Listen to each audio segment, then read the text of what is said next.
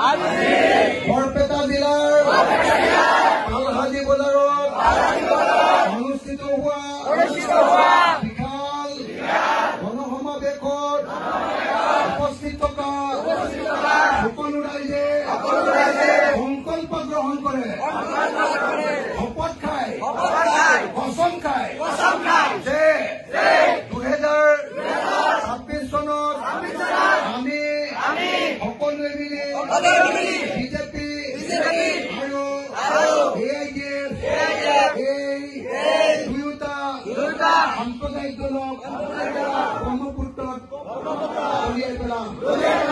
আমি সকলোৱে মিলি নতুন চৰকাৰ, ধৰ্মনিৰপেক্ষ চৰকাৰ, গণতান্ত্ৰিক চৰকাৰ প্ৰতিষ্ঠা কৰিম।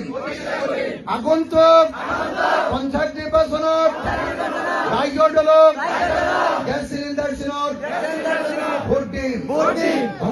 ধন্যবাদ।